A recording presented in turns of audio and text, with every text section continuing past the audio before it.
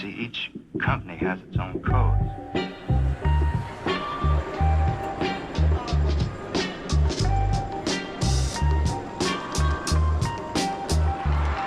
Bonjour et bienvenue sur les Ondes Urbaines.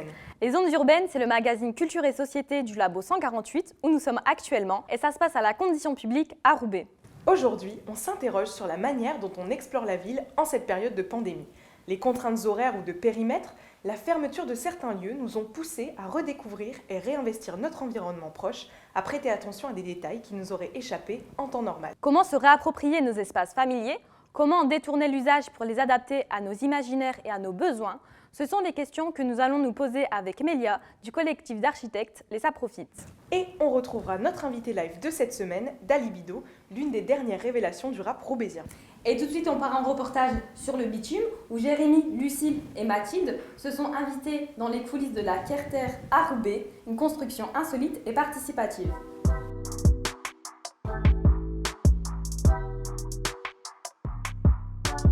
On se trouve actuellement rue de la Noix à Roubaix, sur une des 900 friches que compte la ville. Et avant ici, c'était une décharge où les habitants du quartier ou d'ailleurs venaient jeter des déchets. Et depuis cet été, les habitants ont construit une Kerter. Alors une Kerter, c'est une maison un peu surprenante. Et ici, sur cette friche, elle a été construite pour les habitants et par les habitants. D'abord, on a cherché à comprendre ce que c'était une Kerter et c'est Reda Benzekri qui nous l'a expliqué. Alors une Kerter, c'est une yourte bretonne. C'est ce qu'on appelle les nouveaux modes d'habitation, donc une habitation légère. Elle est faite vraiment en matériaux biosourcés, donc c'est fait à partir de chaux, de chanvre, avec du sable et de l'eau. Donc l'idée c'était pouvoir d'embellir cet espace et de faire en sorte que, voilà, que chaque habitant, que ce soit des jeunes ou des moins jeunes, puisse se l'approprier. Donc effectivement là aujourd'hui c'est les jeunes qui ont contribué à la construction de cet habitat, de cette Kerter, mais aussi sur le cloisonnement de ce terrain. Mais l'idée c'est que vraiment on puisse avoir une mixité, que ce soit au niveau des âges, au niveau culturel, et qui se fasse vraiment sur cet espace. Donc nous on se veut vraiment un projet collaboratif. Donc on veut vraiment que les habitants, comme je dis encore une fois, les jeunes, les moins jeunes, prennent part à ce projet, réalisent des choses ensemble, réfléchissent ensemble à qu'est-ce qui peut être mis en place. On a rencontré Jules, un étudiant qui habite dans le quartier, à une réunion d'information sur la friche et on lui a demandé qu'est-ce qui l'intéressait dans ce projet. J'étais attiré par la curiosité de la structure en fait, qui m'a fait un peu penser aux maisons Barbapapa. Je ne sais pas s'il y a quelque chose de nouveau réellement qui pourra émerger, puisque je vois qu'il y a quand même des avis dans le quartier qui sont assez divergents sur la question. Il y a un peu des tensions entre le modèle justement traditionnel du jardin ouvrier qui est quadrillé, plat, avec des petites constructions pour pouvoir accueillir des cabanes, etc. Et face à ces projets-là, justement, s'oppose un peu la vision qui arrive avec la Kerter, en fait, d'une sorte de laisser-aller, d'un laisser-vivre et d'un laisser se développer aussi de la nature. La construction de la Kerter, c'est une étape dans la transformation de la friche. Les objectifs sont nombreux: jardiner, manger local, manger plus sainement, organiser des événements culturels. Comme vous l'avez vu, cette friche, c'est un peu un laboratoire de réappropriation urbaine et de démocratie. Ces espaces collectifs qui contribuent à générer du commun dans la ville, c'est aussi le sujet du travail de Mélia, architecte, et de son collectif Les Saprofites. On la retrouve tout de suite sur la scène du Beau Repère.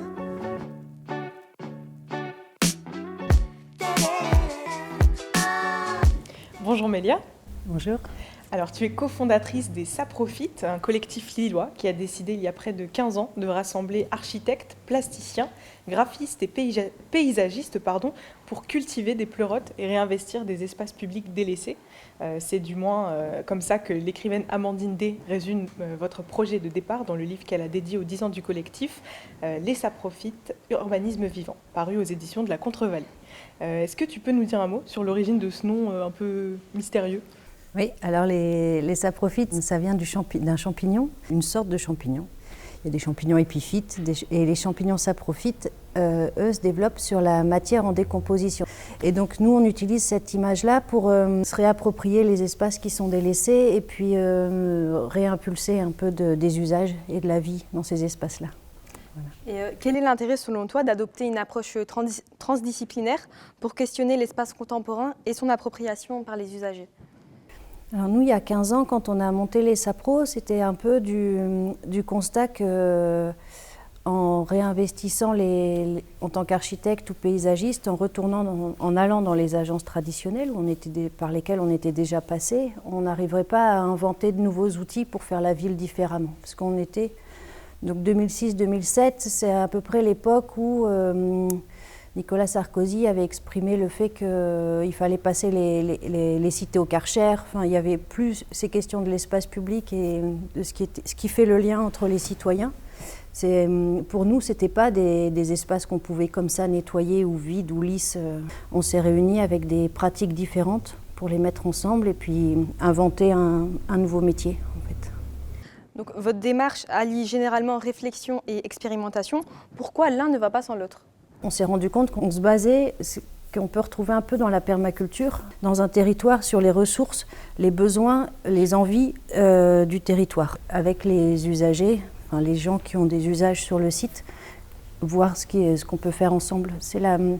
Pour nous, c'est ce qui sera le plus résilient. Si on y va et qu'on la construit ensemble, qu'on échange nos savoir-faire, qu'on s'acculture les uns les autres et qu'on fabrique ensemble, même une fois qu'on s'en va, ça continue de marcher. Alors justement, avec la pandémie, toutes ces habitudes, elles ont été bouleversées. Et en termes de mobilité, de rapport au temps et à l'espace aussi, d'après toi, quelles leçons est-ce qu'il faudrait retenir de cette expérience? Il y a eu plusieurs moments de leçons. La toute première qui a été un peu ce mouvement de panique lié à chacun à se demander s'il était résilient en course, enfin en alimentation. La deuxième leçon, c'est que ça faisait beaucoup de bien que les services techniques puissent pas travailler pendant un mois parce que les espaces étaient merveilleux et tout avait beaucoup poussé, c'était génial. Le recul qu'il y a eu, le renfermement qu'il y a eu, qui a été très fort de chacun chez soi quand même, où on se replie sur ces sources d'informations, sur les réseaux sociaux qu'on a l'habitude de voir. Du coup, là, on va parler un peu des friches. On le voyait tout à l'heure dans l'un de nos reportages. Elles portent en elles à la fois les traces d'un passé disparu et l'ébauche d'un futur possible. Ont-elles vocation à devenir des laboratoires, des lieux d'expérimentation d'un autre système de valeurs? Alors il y a un mouvement là qui s'institutionnalise un peu sur la question de la gestion transitoire de ces friches en attendant qu'elles soient construites de façon définitive. Et ça dépend un peu comment c'est amené et dans quel but ces gestions transitoires sont faites et de quelle façon ces expérimentations vont pouvoir nourrir ou pas un projet définitif. Sur Paris, il y a un plateau urbain qui avait mené l'expérimentation qui s'appelle Les Grands Voisins. Et donc, où beaucoup d'artistes étaient accueillis, mais surtout beaucoup de place pour le logement d'urgence aussi. Et donc, dans le projet définitif, il y a ça qui fait partie du projet. Ça a réussi à transformer la mentalité aussi du quartier. Voilà. Du coup, dans votre collectif Les Ça Profite, vous accordez une importance au fait d'impliquer les habitants dans les projets. Est-ce en réaction aux processus de démocratie participative qui sont souvent mal appliqués par les pouvoirs publics ? Alors nous, quand on a commencé il y a 15 ans, il y avait beaucoup moins de place dans la participation. Il y avait de la concertation, mais souvent ce qui se passait, c'était que la concertation était, en même temps que les archis étaient en train de dessiner déjà et déposer le permis de construire. Donc en fait, au final, l'avis qui était issu de la concertation ne pouvait pas nourrir le projet puisque les deux avaient été menés en parallèle et distincts. On a transformé l'association en coopérative de maîtrise d'œuvre pour pouvoir répondre au projet en tant que mandataire et puis faire la conception partagée et ensuite la construction partagée des projets. Eh bien, merci Mélia d'avoir accepté notre invitation. Merci beaucoup à vous. Alors je te propose à présent d'emprunter les chemins de traverse pour découvrir une autre manière d'investir l'espace public en temps de crise. On va retrouver Laura, notre chroniqueuse, qui a choisi aujourd'hui de tendre le micro à Valérie, la télébuissonnière à Foix.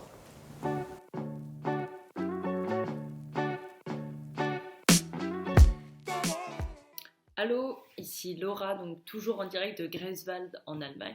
On se retrouve pour un nouveau Vue d'ailleurs et aujourd'hui on part à la rencontre de deux réalisatrices, Valérie Guillaudot et Marie Guézard, qui sont toutes les deux membres du collectif Caméra au Point, lieu ardéchois de création documentaire. En 2000, l'association Caméra au Point, elle a un objet qui reste toujours central, qui est donc de permettre la prise de parole par tout un chacun, c'est-à-dire des gens néophytes en audiovisuel, et leur permettre de s'exprimer par la vidéo. Après, on a quand même à cœur d'aller chercher la parole de personnes qui n'osent pas la prendre, cette parole. Nous, ce qui nous fédère, c'est notre ancrage dans le territoire, parce que c'est le lieu où on vit. Ça nous engage aussi par rapport au territoire et par rapport aux gens avec lesquels on travaille. C'est pas comme quand tu vas filmer quelqu'un et que tu t'en vas 3 semaines ou 3 mois après. Là, si tu veux, il y a une implication, une responsabilité aussi. Les gens que tu filmes, tu les croises en allant chercher ton pain ou dans des manifestations, des événements 2 mois après. Donc tu es responsable de ce que tu donnes à voir et tu es responsable de ce que tu montes aussi. Donc ça crée un autre rapport finalement aux productions qu'on peut offrir. Et donc à propos de cette série de documentaires qui s'appelle La Criée, qui est un documentaire sur la crieuse publique de Foix, qui s'appelle Sophie, et qui réalisait tous les vendredis, si j'ai bien compris, dans les rues de Foix, une sorte de criée, des bouts de poésie, des phrases d'enfants, d'amoureux, d'habitants.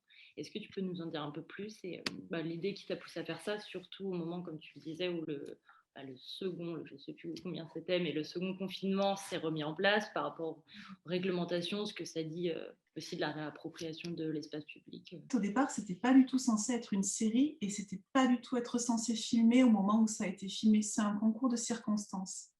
Moi, Sophie, je connaissais son travail. Sophie a commencé à faire des criées à la radio avant d'être dans l'espace public, puisqu'elle a commencé à faire sa criée pendant le premier confinement.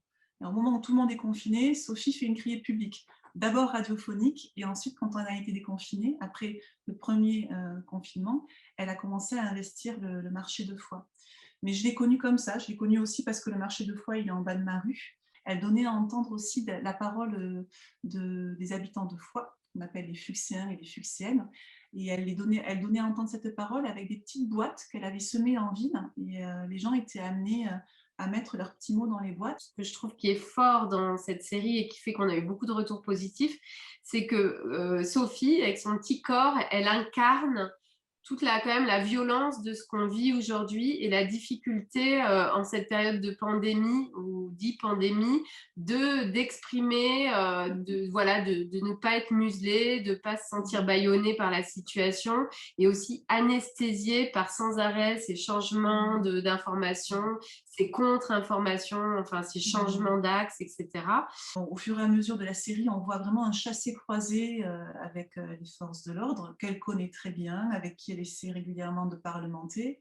Mais il y a un moment donné où on l'empêche de crier, donc la criée est interrompue, puisqu'en fait, sa présence dans l'espace public provoque un attroupement. Je le répéterai pas 2 fois. Est-ce que vous pouvez mettre le masque tout de suite, s'il vous plaît? Crier avec le masque, c'est pas possible en fait. Ouais, mais vous criez pas. Des fois, oui. Elle avait un masque avec un soutien-gorge, un bonnet de soutien-gorge en dentelle qui faisait pas du tout office de masque FFP2. Le vendredi d'après, elle loue un Airbnb au-dessus de la place du marché, donc chez un particulier, et fait une criée sonorisée, pour le coup, depuis un balcon. C'est un peu le jeu du chat et de la souris, et pour moi, elle a remporté le jeu, si tu veux. Aux musiciens des ruelles,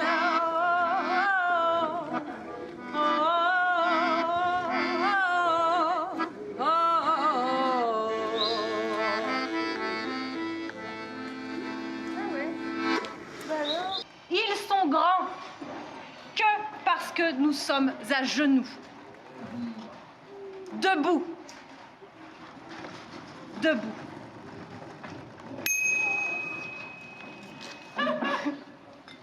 Ni Dieu, ni feu, rien n'a branlé du couvre-chef. Merci Laura et Valérie de nous avoir fait découvrir les coulisses de ce métier rare. On se retrouve à présent devant le labo 136 où Jasmine nous attend pour nous livrer son humeur du jour, mise en image par Dounia.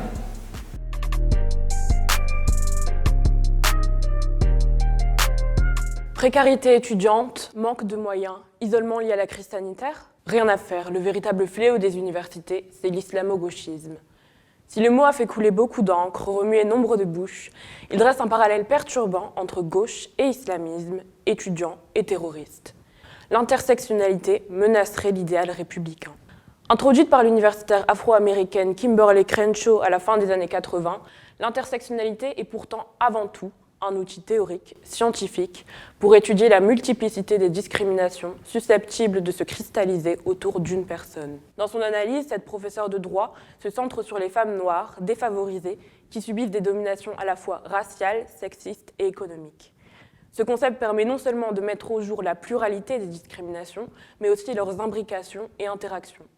Aujourd'hui, la notion s'étend à l'influence de l'orientation sexuelle, de l'identité de genre, du handicap ou encore des pratiques religieuses. Mais la progression des approches intersectionnelles en France ces dernières années ne témoigne pas d'une libération de la parole, mais du fait qu'une parole commence à se faire entendre. Cette crispation d'une partie du corps politique et médiatique ne fait que révéler une préférence pour le statu quo et le conservatisme. Elle est la manifestation d'un refus d'entendre des dominations longtemps tues, aujourd'hui nommées. Prendre en compte cette approche, ce serait déjà reconnaître leur existence. La confusion entretenue par le personnel politique témoigne d'une volonté de restreindre le champ de la réflexion. La légitimer permettrait en effet de changer les choses et remettrait leur position sociale en jeu. Bien sûr, cette approche ne doit pas échapper au champ de la critique, mais elle doit faire l'objet d'un débat scientifique à l'université et démocratique dans l'espace public et militant, et non pas servir d'épouvantail pour donner du grain à moudre à l'extrême droite ou faire diversion face à des étudiants en détresse. Car comme l'écrivait James Baldwin, il est certain que l'ignorance, alliée au pouvoir, est le plus féroce ennemi que la justice puisse trouver. Merci Jasmine de nous avoir partagé ton coup de gueule. On est à présent sur les toits de la condition publique où on retrouve Axel et Elena qui vont nous présenter la recette de Malika, le berkoukes, une soupe traditionnelle algérienne.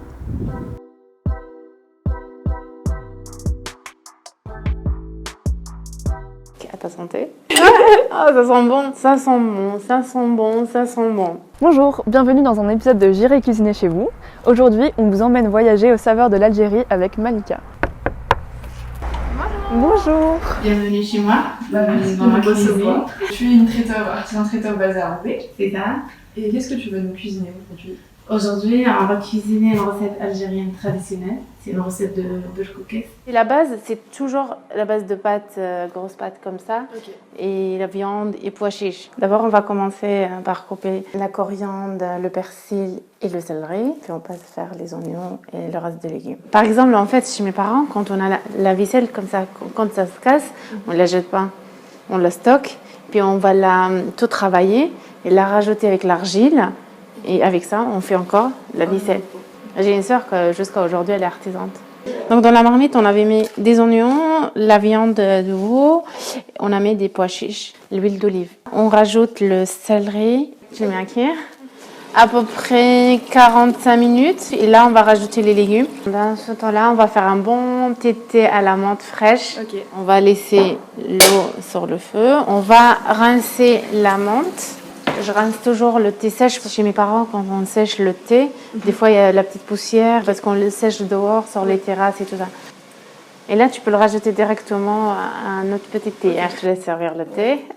On a cuisiné donc le berkoukes. Oui, le berkoukes, oui. Il y en a qui l'appellent berkoukes, il y en a qui l'appellent l'aïch. Ok. Et donc toi, ça te rappelle des souvenirs particuliers de le cuisiner? Ça me fait rappeler vraiment les grandes fêtes qu'on organise chez ma famille. Sache que c'est un plat, bon là on a fait pour 4-5 personnes, mais en général chez mes parents, quand on fait un plat berkoukes, c'est-à-dire pour 30, 40 à 50 personnes. C'est toute une préparation de toute une journée avec les sœurs, les grandes sœurs, les cousines, les nièces, les neveux, ma mère, ma grand-mère en fait.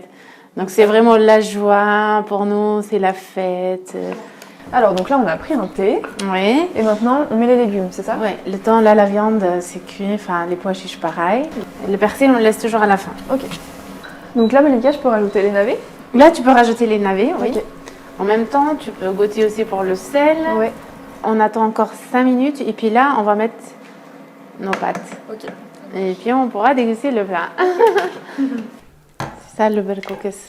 Et bon, tu peux rajouter juste un petit peu la sauce et c'est parfait. Qu'est-ce que ça sent bon! Donc voilà, on peut déguster notre plat dans la vraie vaisselle traditionnelle. Oui, donc je te sers? Ouais, vas-y. Eh bien, on va pouvoir déguster. En tout cas, merci beaucoup de nous avoir reçus. Bah, avec plaisir. Ça m'a fait vraiment plaisir de partager cette recette avec vous. De quoi se régaler en famille ou entre amis. Aujourd'hui, dans la chronique culture, Lucille nous présente Utopique, une révolution écologique imaginée par Vito en BD.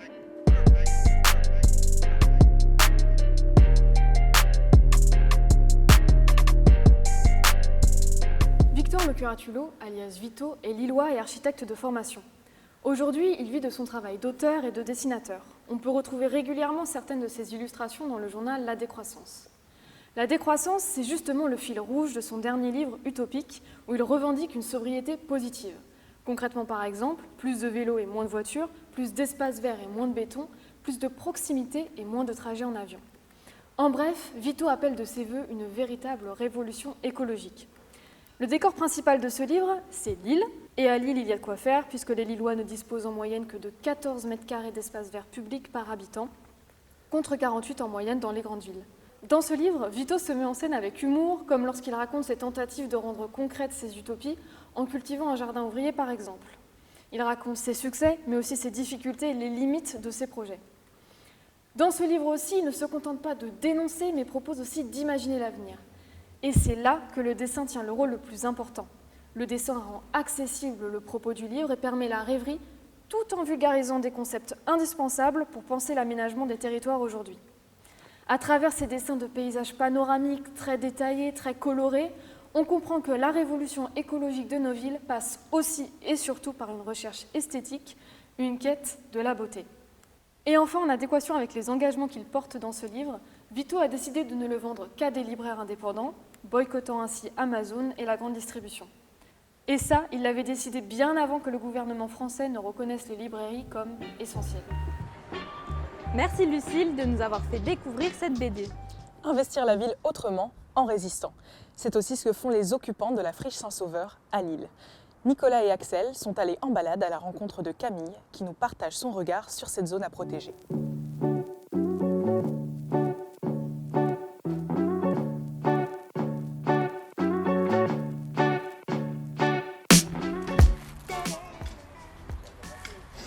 Si on veut la cacher, on la met bien sous les yeux de tout le monde. La friche, c'est comme ça. C'est pourtant 17 hectares côté friche, plus 3-4 hectares côté belvédère. C'est sous nos yeux et on ne le voit pas, on ne les voit pas. Moi, je m'appelle Camille, j'ai un métier qui est enseignant et je suis prof de philosophie. Par rapport au métro, on est à l'autre bout. Là, on est au pied d'un grand immeuble, au fond de la friche, si on peut dire, ou presque. Donc c'est l'endroit où on a décidé de planter une 50aine d'arbres fruitiers en octobre 2020. Avec un bon ami, on avait le projet d'un théâtre mobile. Et le projet est vite devenu un théâtre qui s'implanterait sur les sites en voie de réaménagement. L'idée en fait, elle est encore actuelle, c'est-à-dire comment faire venir des gens dans un lieu qui nous concerne toutes et tous. C'est-à-dire qui concerne l'aménagement d'une ville. C'était une façon de montrer aussi que cette friche, qui peut, dérouter le désir, c'est-à-dire c'est tellement grand, qu'on ne sait pas très bien quoi y faire, on se sent appelé par elle, par la friche. J'ai vu la lumière, je suis entré, j'ai entendu la musique, je suis entré, il y a du foot, je suis entré.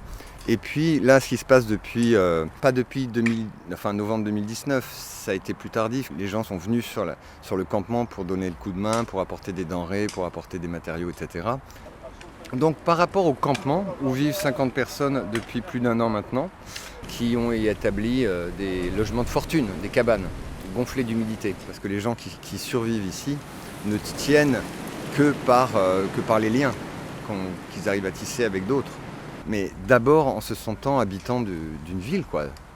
Ça questionne sans fin. Et ce questionnement ne nous lâche plus, même une fois sorti du site. Donc ça change la vie. Et à partir du moment où je suis entré, j'y reviens constamment.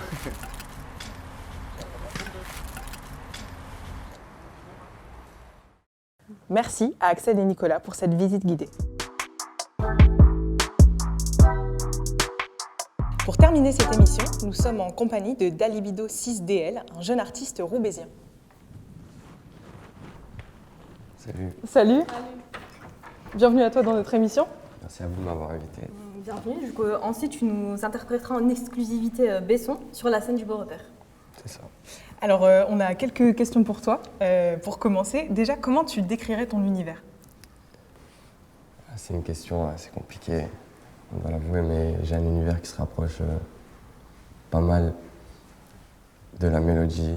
J'essaie de pouvoir transmettre un message concret aux personnes qui nous écoutent. C'est plus une parole de grand frère dans un décor de conte de fées. Si on peut dire ça comme ça. Et que représente la musique pour toi et l'écriture? C'est un moyen de partager ses émotions. Pour moi, c'est devenu une ambition aussi. Je veux pouvoir qu'on m'entende partout en France. L'écriture, ça me permet de me décharger, de rêver aussi. Tu sais, c'est comme ça que tout commence, par une pensée. Et si tu la mets à l'écrit, tu la concrétises, tu vois. Les paroles s'envolent, les écrits restent. Et justement, qu'est-ce que tu cherches à exprimer dans tes textes? Comme je te l'ai dit par rapport à mon univers, c'est vraiment la parole d'un grand frère, un truc, tu peux le faire. Si quelqu'un l'a fait avant toi, tu peux le faire. C'est juste ça. Alors, pour passer à des questions un petit peu plus légères, à qui est-ce que tu dirais qu'on te compare le plus souvent? À cause de mes cheveux, ça revient souvent Gambi, Attic. Mais c'est pas vraiment ce que je représente artistiquement parlant. Moi, j'aime bien quand on me compare à Ray Charles. Ah ouais. Mais c'est jamais arrivé encore. Pour toi, quelle serait ta collaboration de rêve du coup? Est-ce que c'est Ray Charles peut-être? On a une direction artistique qui fait que pour le moment, je suis pas dans un délire où je pense à faire des feats. Mais ouais, on peut dire ça comme ça, un vieux chanteur de blues ou de jazz. Sur Insta, on a vu que tu as appelé ton public les hyènes. D'où vient ce surnom? En gros, c'est un mot que j'ai utilisé pour appeler la fanbase, tu vois. Donc on est tous un peu des hyènes quand on est sur Internet. On s'envoie des vidéos entre nous, on rigole. Est-ce que tu peux nous parler un peu de ton actu? Est-ce qu'il y a des choses dont tu as envie de nous parler qui arrivent vite ou pas? Très vite, là, le 26 mars, il y a mon prochain single qui sort. Donc il s'appelle Aube. C'est un son qui reprend un peu les codes de club, du coup assez ambiançant, avec une grosse touche de voyage et d'espoir. Et il y a le Buzz Booster aussi, c'est un tremplin pour lequel j'ai été qualifié. Donc c'est un tremplin national qui se fait à plus petite échelle dans le Nord, puis ensuite la finale nationale à Marseille. Est-ce que tu peux nous en dire plus justement sur le son que tu vas interpréter, Besson? C'est un des sons qui reflète bien les émotions par lesquelles je peux être traversé parfois. Ce tourment de donner l'exemple, mais aussi de faire ses erreurs. Merci d'avoir accepté notre invitation. Donc on te laisse t'emparer de la scène du Beau Repère pour le live. Merci. Merci à toi. Cette émission touche à sa fin. Merci à tous de l'avoir suivie. Avant de se quitter, on va remercier nos chroniqueurs et nos reporters. Jérémy, Lucille, Mathilde, Axel, Elena, Jasmine, Nicolas et Laura. On remercie aussi nos invités ainsi que toute l'équipe technique. Et on se dit à la prochaine.